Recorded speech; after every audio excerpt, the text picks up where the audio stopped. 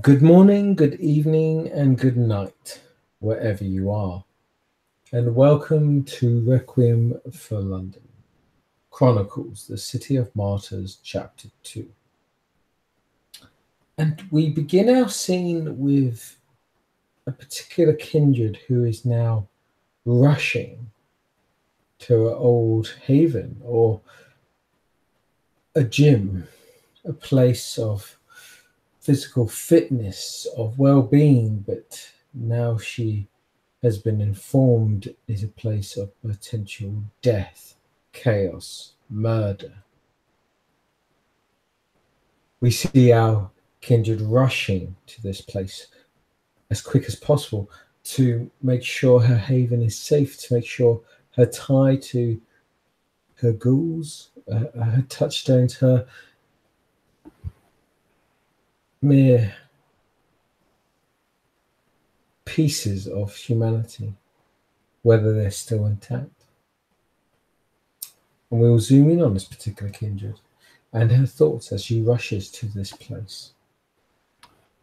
Yes, Emily has had a rough couple of, well, the last half a week has been kind of rough for her. Currently her face is very badly burned. Her right shoulder as well. Um, a substantial burn mark. She's covered most of it up, but her face can be shown that she's been in a bad accident. But, well, she's trying to remain as unseen as possible. I mean, she's been in pain before. She's met the Hunters or the Enlightened before. It really hurts like a bitch, but something about this pain is a bit different. She's feeling these injuries are not as bad. Actually, maybe good, because what happened was that she was, well, hosed, shall we say, well, quite literally hosed by this substance that is so very, very toxic or lethal to kindred. Instead of spraying other members of the Carthian movement as they were escaping from a quite serious attack of these enlightened, she used her body to shield most of the spray before she could stop it, and stop the guy who was doing it, making sure that quite a few people lived. And, well, she might have not survived, but she did. And she was,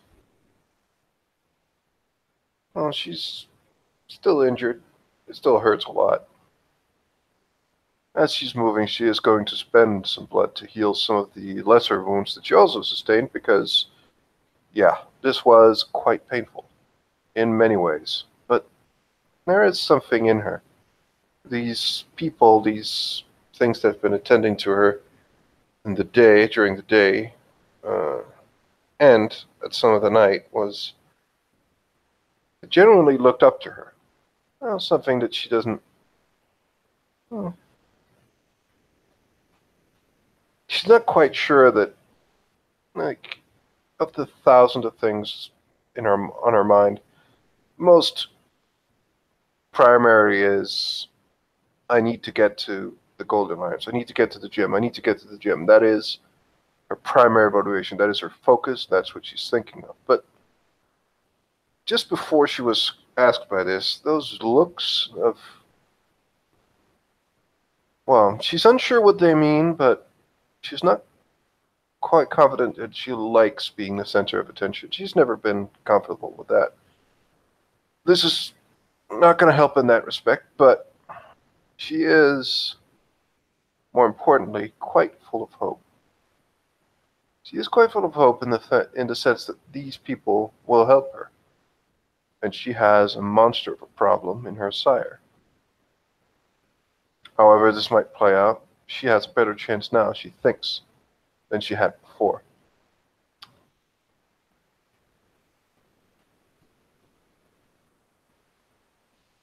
But by now, she's beginning to get closer and closer to, well, the place she works.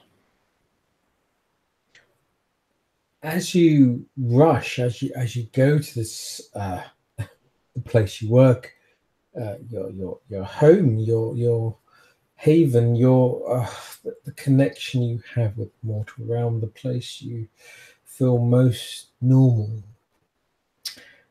But yes, the previous nights, the injuries you suffered, the scars, the burns across your face, across your arm. And yes, you do feel the wounds lighten, as if something else is absorbing them, as if another force is taking the damage upon itself for your sake. And there is comfort in that. There is a connection in that. But as you kind of recover, as you kind of rest from your wounds, the Carthians, the other kindred of the group, who welcome you, who embrace you as one of their own, even more so because of your sacrifice, because of your nobility and what you did. They try to restrain you. They try to tell you to stay where you are. It's too dangerous to go out. It's too dangerous to go back to your havens. They give rumors or whispers that the martyrs are striking back. They are hitting all the kindred in the city. They are destroying all the havens that are known. But you feel compelled. You need to head back. You need to find your ghouls, your touchstones, those that remind you so much of your humanity. And so you head to the Golden Arm Gym. You head back to this place. And you head to back there when it's kind of evening, but daylight is emerging. Morning is coming to at least 3 hours or so, but still quite dangerous for kindred to be out this late to approach this place. And as you head to the gym, it's fairly quiet at the front. As you see the gym, you see empty cars around you, as if there's been many people driven up to this place, but the cars are empty. There's no people, there's no mortals, there's no heartbeats or blood. And all you see is the silence of this gym, this place. Emily braces herself, just takes a moment to collect herself, and then she will begin to approach. As you approach, you go past what seems to be like a large van. And as you kind of look around, the kind of alarm or sort of radio is playing in the van. The doors are open. And this is not a normal van. It seems to be filled with equipment or government sort of equipment or weapons or something, or a police vehicle. And as you look to your left and right, you see other police vehicles, but of course they're all empty. There's no one around. It seems completely vacant of any mortals. And even with your kindred senses, you can't quite sense anyone around you or anything around you. But she will quickly check the van to see, like, she wants to make sure that nothing is being videotaped. Like, oh no, nothing. Actually, funny enough, there is a camera, or there is a kind of on some of the police cars, there is a camera or to videotape or record. Yeah, or a dash cam or something. Yeah, dash cam. But you know, of course, from your kindred condition that cameras, scientific equipment is unable to record the kindred or kindred's presence. The device always jams, the image always gets fogged, or the face is always blurred. The kindred curse protects you from technology. This is a simple fact for all kindred. She'll have a quick look. If she can rewind something and see if there is anything on the tapes, but if there isn't, she will just... Let's do roll here. I think that is a roll of... let's just see how many dice you have. If you have enough, you automatically succeed. So let's just simply say intelligence, and I'm going to give it science because you're trying to investigate. No, let's say science because it's technical. It's equipment. So science. That is 4 dice. Or dice. We'll see a simple roll, and we'll see what you gain. And minus my wound penalty.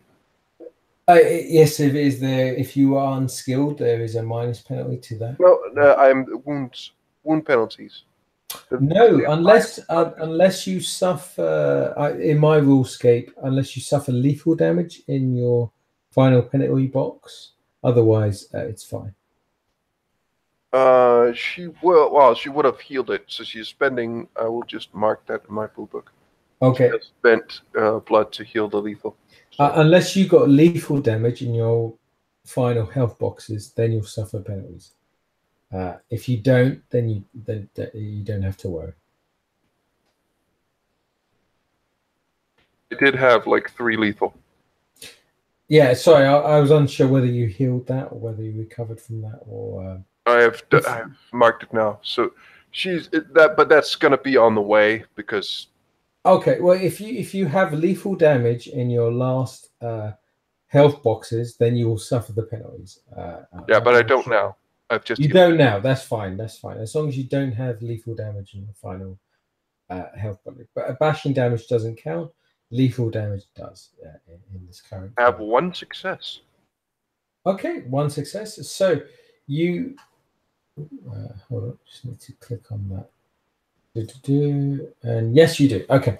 Yes, you kind of look to the van and you see, yes, where there are cameras on this van, and it seems to be recording the whole area. There's a 3-dimensional sort of camera that's 360 sort of recording system. And you see a scene before you. You see where these people seem to have assaulted or tried to charge the gym and attack it. But the image starts to blur, or the imagery starts to go black and white, or buzz, or the feed cuts off here and there. But you just see people flying around. You see people being torn apart. You see people suddenly just collapsing into bone and dust, or corpses, or mummified beings in their body armor. And you just see these figures being attacked by something, but you don't know what. You don't see what.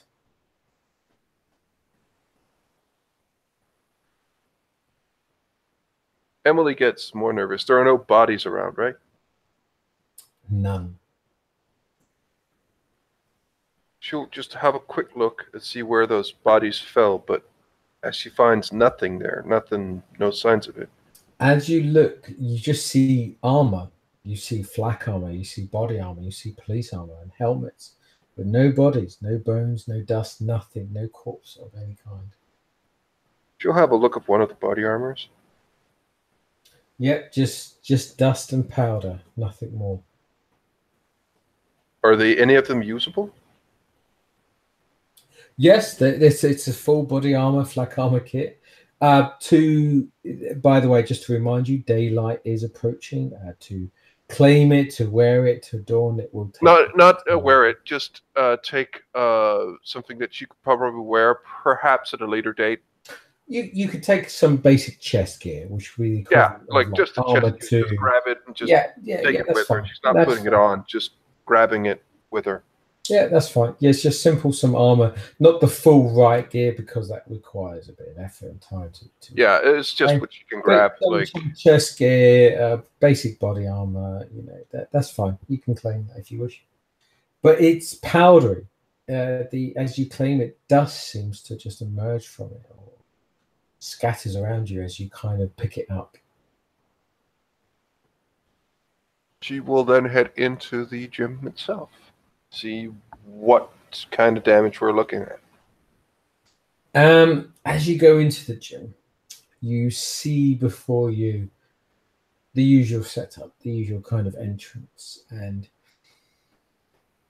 as you proceed further forward, this time it's not as dusty, not as kind of evaporated. The scene that you see before you is bloody, horrific, manic. You see corpses scattered everywhere. The smell of blood enriches your nostrils, it overwhelms you to a point. as you walk in, and you just see corpses scattered around. You see what appears to be like police officers or mercenaries, individuals. Their bodies are scattered all over the floor. Their blood, hints of their blood is scattered everywhere, but it's all been drained. It's all disappeared. There's only fragments of the essence left. And a massive fight has happened. A massive conflict has happened. You can smell the gunfire. You can smell the gunpowder in the room. And empty shell cases are laying around your feet as you tread upon them. And as you look around, you see before you just at least 20 to 10 sort of government officials or government representatives all laying dead before you.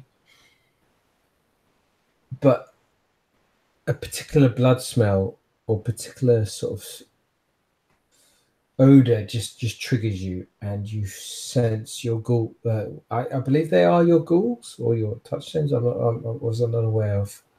They are my touchstones. I actually don't know if they're my ghouls. I don't think they're your ghouls. I think they're merely your touchstones. Yes. Please, if you could type in their names as well, just to remind me. I do know their characters. I just simply can't remember their names. It is, I think it's Maria and Hector. It's in the chat. Okay. So you sniff both of their blood. Their just their familiar fragrance, their familiar scent, and you can sense them at the back of the room, towards the office area, towards the back area, as it were. Emily storms away, even though she's beginning to get hungry. Tears will begin to form in her eyes. She's pretty sure what's happened, and they're probably dead, but she's trying her best to not, frenzy. I don't know if you want me to roll for that, but she is going to storm in and see what's the status. I'm going to have to walk away in one moment because I need to do something with the laptop because it's running out of charge. But I'll simply say that as you walk to the back office, and as you walk in, you see Maria, you see Hector, and they are both lifeless. They are both empty, riddled with bullets, riddled with shells. It seems one of these government officials, just mowed them down, slaughtered them. But as they were being slaughtered, as they were being killed, they were still holding their hands, a hand between them, as if in a desperate plea or sake of dying together. And there's these two were so idiotic, they were so imbecilic, they were so arrogant and annoying, but at the same time their connection with each other was so powerful, and it seems they have died with this connection. They have surrendered with this connection. And they both are looking at each other with a smile. Even in death, they seem to have a smile. And I'm just going to log off for a few moments, and I'll be right back. But I'll leave you with your thoughts and feelings. And something is going to happen, so I will just... Okay, I'll be back in literally 2 seconds.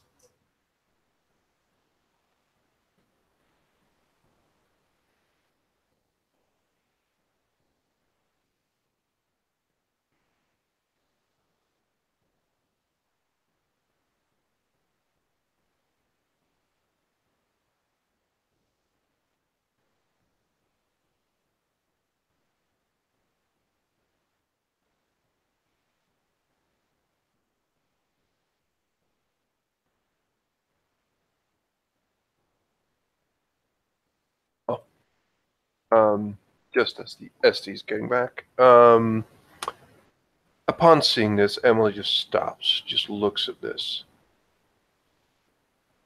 She begins to scream quite loudly, roar more likely. It's a mixture of a woman's scream and something that is definitely not a woman. It's definitely something bestial. and Emily frenzies. There is nothing holding the beast back at this point.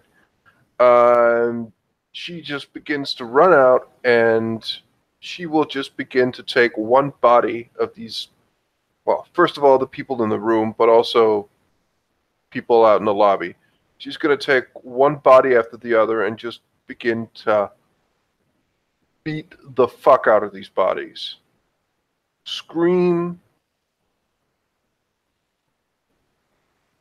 Well, she's in frenzy, so she's not going to be able to talk, but she's going to fucking rain blows down on every one of those bodies and just like kick, bite,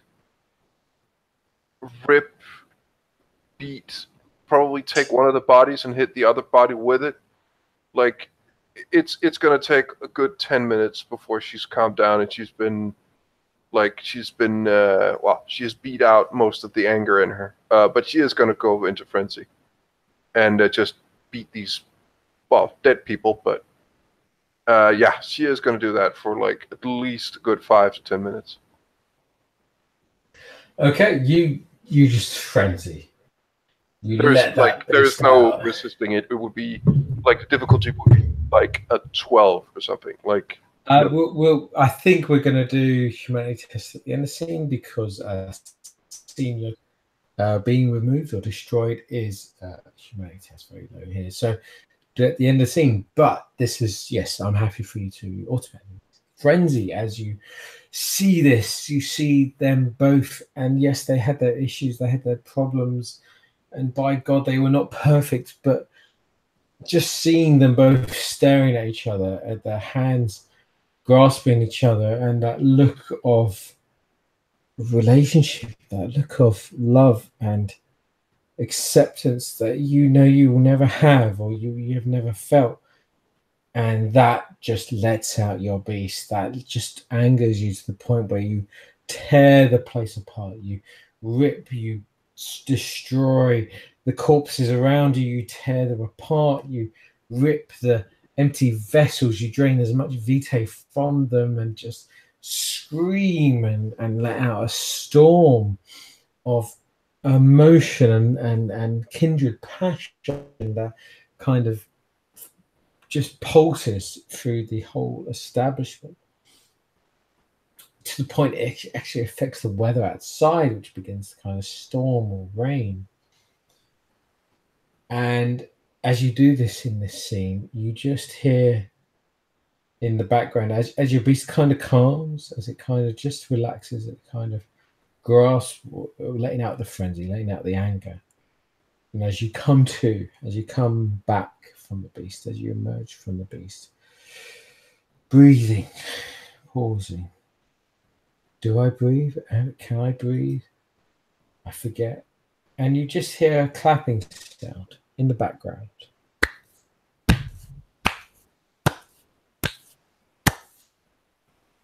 And as you turn to this clapping sound, you see a face, and it's a face you do not want to see, but it is one of Maria.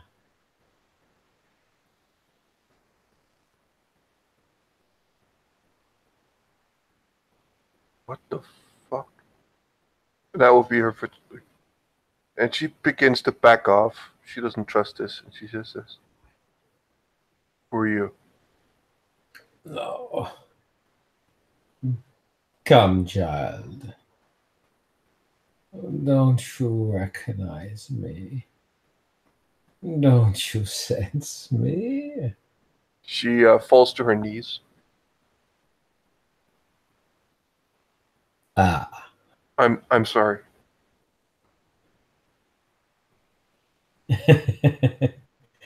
Good. It is. It was just, they were my. I kind of lost it. They were my coworkers, and I. Don't lie to me, child. I'm not like they were my like. Silence! Never lie to me, child. Out of character, as Emily looks up, very frightened. She has a look of like, I don't know what you want, because he isn't lying. I don't think she is, but oh well. No, the way you're saying that they're just co-workers or workers, and he knows better. He knows deeper. Just looks to you and goes,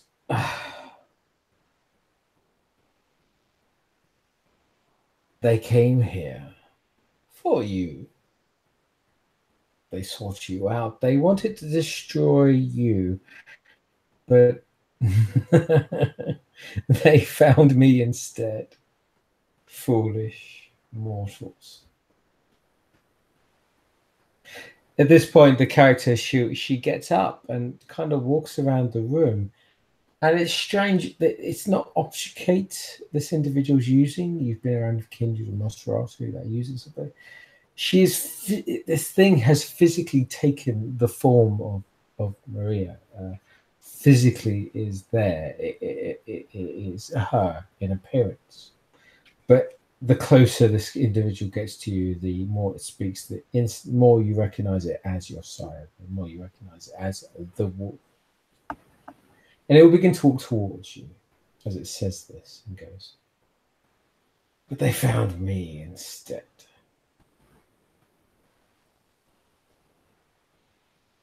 I'm so disappointed, child. I expected much of you, but you failed me. But I made him partake in the slaughter of humans. We attacked we killed many scientists. They didn't have a chance. I'm trying to break him. But I wanted you to challenge him. I wanted you to make him hate you. But you failed me, as all the others have.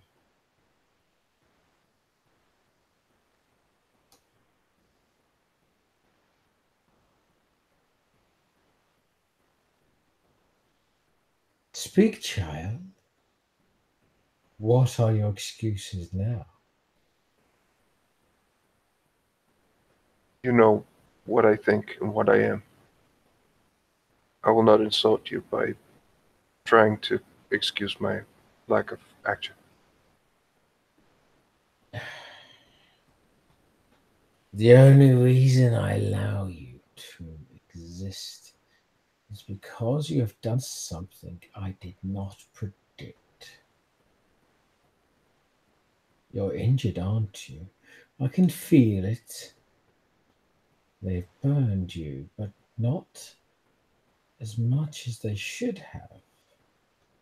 He suffers as well, doesn't he? I can feel it. It's healed a lot faster than it should have.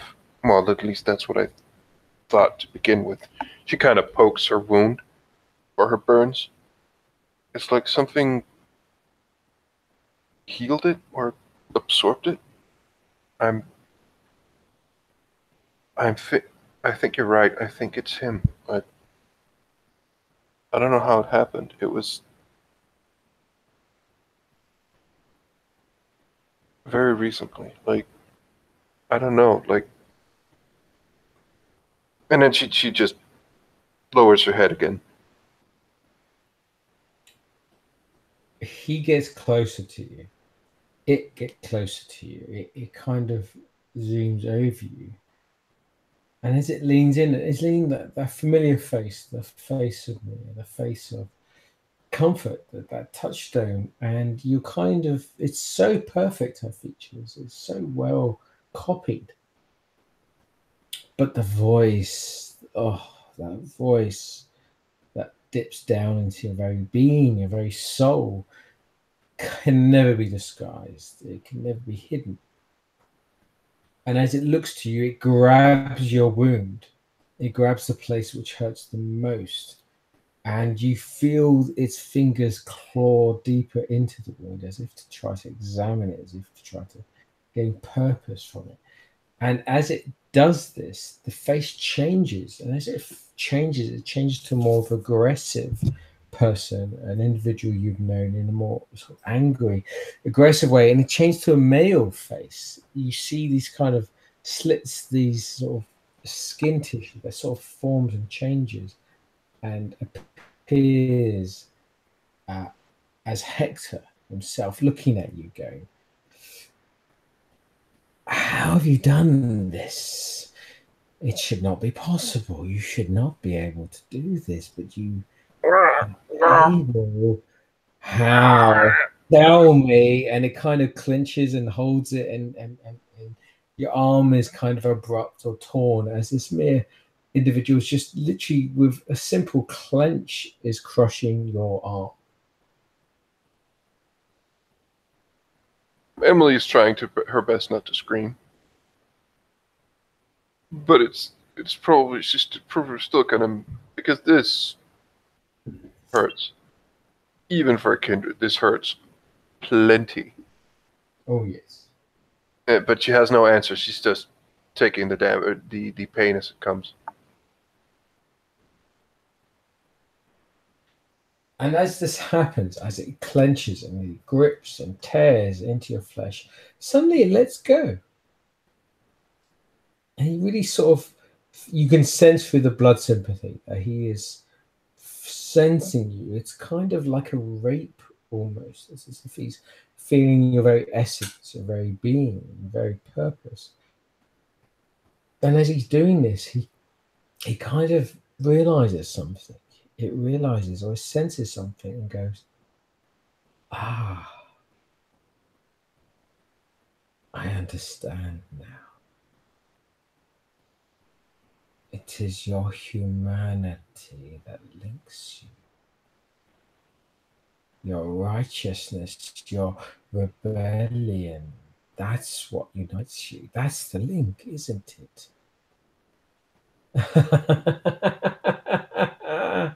I have been so foolish.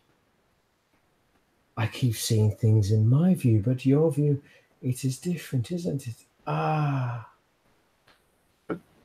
Just Emily, after the pain, is barely, like, she's probably almost lying down on the ground, just lying there in tremendous pain. She's just, well, she's not going to answer anything at this moment.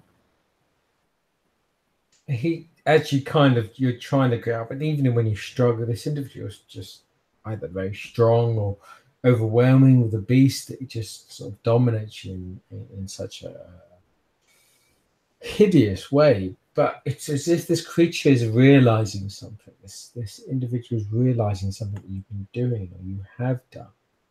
And as it's realizing, it looks to you and goes,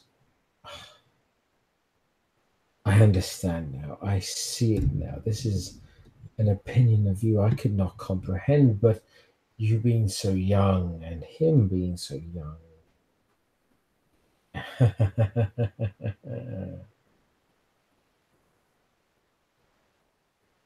I free you. I free you of all bonds. You are tied to me no longer. You are no longer a Crimson agent. You are no longer anything tied to me. Go forth, be free, claim your own destiny.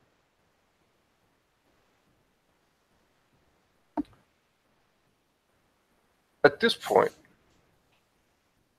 Emily's face, wrapped in pain and wasn't really paying attention, just like, it's almost like the pain disappears because something just hit her like a bolt of fucking lightning. And she just almost like just shoots up on her feet and just looks at him with this gogging giant question mark on her face, just like, sorry, what? Then she just slacks down a bit in the side because she's still in pain. She just looks at her. Wait, what? And as you jump up and as you look to this more harsh individual, the Hector individual, it morphs. The face changes. It's like a snake slithering skin and changing its form. Goes back to Maria with these kind of dimples, perfectly formed, perfectly skinned, perfect hair. Even the clothing is the same but slightly different. But looks to you and goes, "You're free. Go. Go with your brother. Go with your sibling. Claim London. Do as you wish. I will be watching, of course, but you have no ties to me, no ties to the Crimson Council." But how? What? Like Emily is just complete disbelief. Her mind is just. It's a 3 or 4 train collision.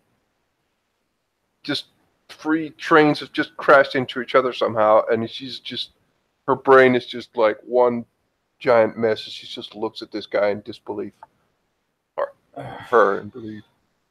I think if you wanted, you could do a empathy and wits roll, but minusing 4 to represent this individual's composure, basically.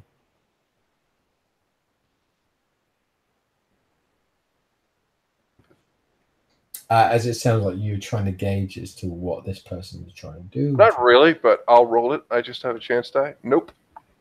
Nope. Okay. Yeah, you don't know. This person's just simply saying you're free. All blood bonds, all blood ties, no connection to it. Out of character, in Requiem, does this mean that the bloodbound is gone, or no? I'm going to say, due to this individual and due to their power, yes, you are free. With his abilities, yes, this person can just simply click his fingers, and you are now free. And you actually feel the blood bond suddenly become free from you. You feel it eliminating. You feel it evaporating. You see this person no longer intimidating or scary as they were before, but as what they are. And you see them as a monster. You see them as this entity, this vicious shadow that has been haunting you your entire life, or unlife, as it were. But there is even the more horrendous concept of why this person has let you free from your blood bond. And even your Crimson Council mark has evaporated on your arm. It seems to disappear as this person announces you as a free individual, a free agent, as it were. I'm going to say, like, Emily just does not know how to fucking react to this. She actually probably just sits down, still holding, well, probably lets go of the wound. She just sits there and just says, and just doesn't really look at him, just sits there and goes, okay. Thanks. She just says with a kind of puzzled look on her face. It says thanks to me. Thanks. It looks to you, it pauses, and it kind of leans down to you. Why are you do? Sorry, yeah. No, she just begins to look up at him. Why are you doing this? What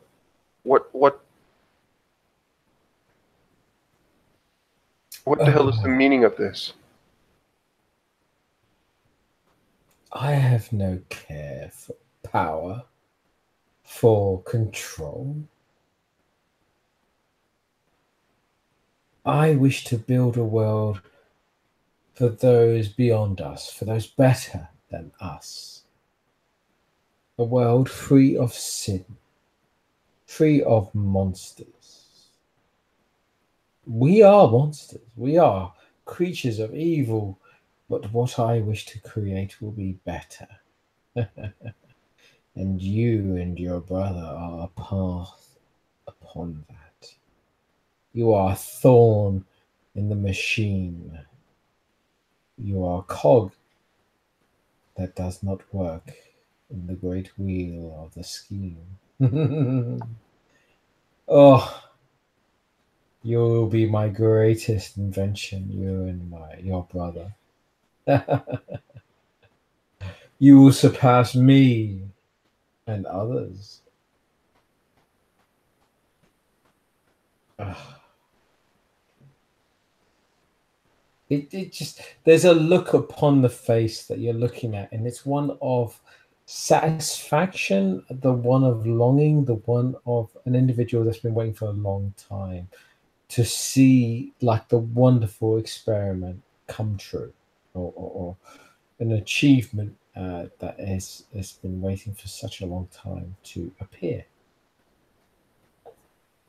And as she looks upon you, she sees this and says this, she goes, oh, your descendants, your ancestry, your offspring will surpass us all in time.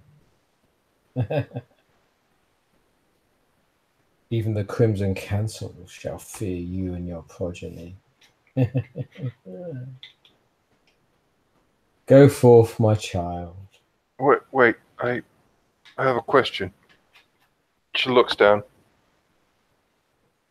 Ask.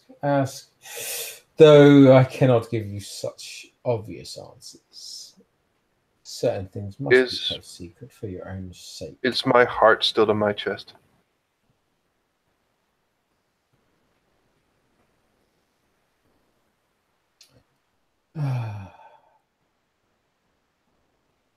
Any practitioner of science, of logic, of those that have learnt for the years pain and misery knows to take precaution, safety above anything else.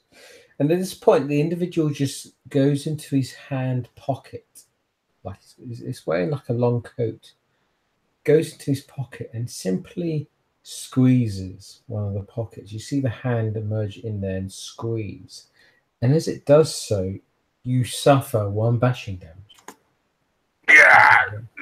You just suffer one bashing damage, and that's a light touch. And by the way, another individual will suffer bashing damage as well. But we'll do that in a separate scene. But yes, you suffer bashing damage. So it's just simple saying, I allow you to be free, but don't let the illusion that you have full control. Right. I'm more panicked looking. Emily just got an answer to her question. You're a free child, but allow me some questions. Why? Why do you side with the Carthians? Why do you side with those liberal, ignorant types? Why do you defy me? Why do you seek out humanity? I wish to know. I wish to understand. Please, child.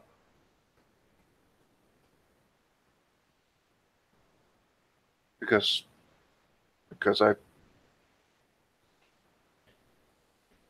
my brother's kind of an asshole sometimes, and he got me into trouble, but he's right. It's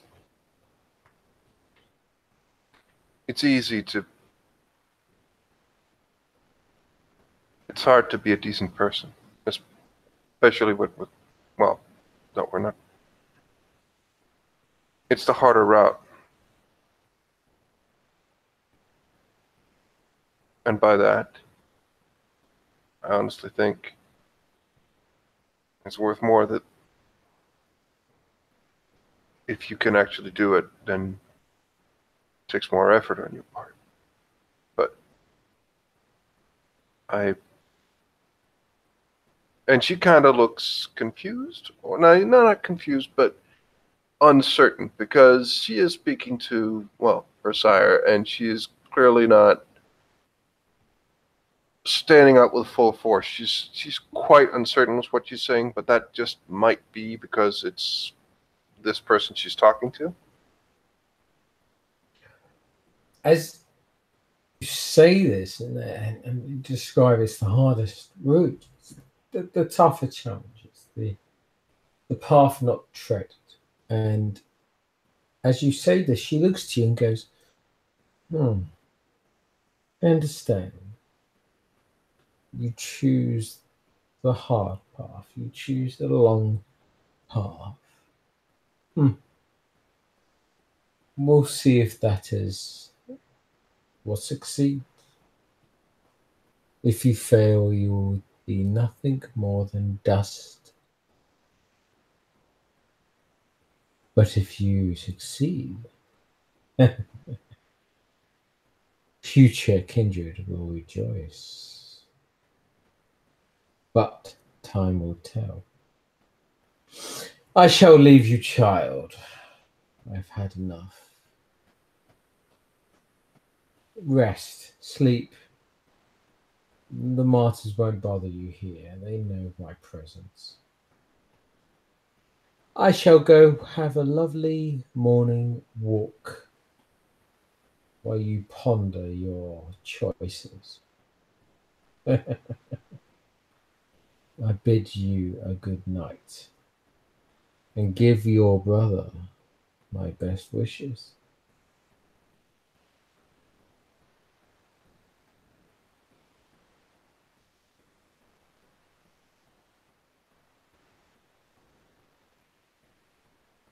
As Emily sits there and just watches him go, essentially. She sits there almost motionless for like a good 5 minutes, just like she's hurting like hell. Her heart is no longer in her chest, but she's free. She is pretty much shell-shocked. This is horrible. And then she thinks of Maria and Hector that are now gone, and she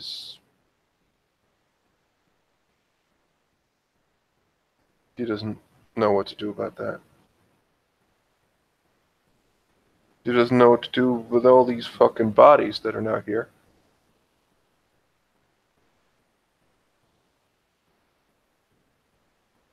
Does she report it to the police?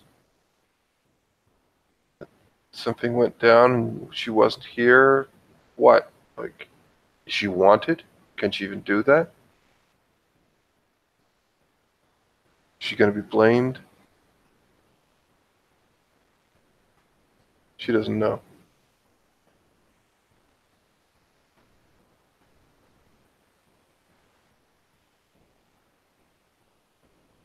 Takes a look at her cell phone. How much time would there be before the sun is up? Basically, the sun is just starting to rise, and as you look to the corpses and you look to the bodies before you, government officials start to turn up, police and other body individuals, NPCs, and they are not friendly. They're not individuals that you know, and your kindred essence is just telling you to flee, telling you to. Oh yeah, then that is indeed what she will do. Yeah, she will find somewhere to get into the ground. And as you do so, you perhaps go to your familiar tree, a place of safety, a place of haven and rest. And as you do so, we shall happily end scene with a mass murder scene of a gym massacre where a crazy individual has killed many police, cops, and fitness enthusiasts, and gym trainers and members in a bloody assault on this establishment. And we will happily end scene. And thank you for watching, and hope you enjoyed the show.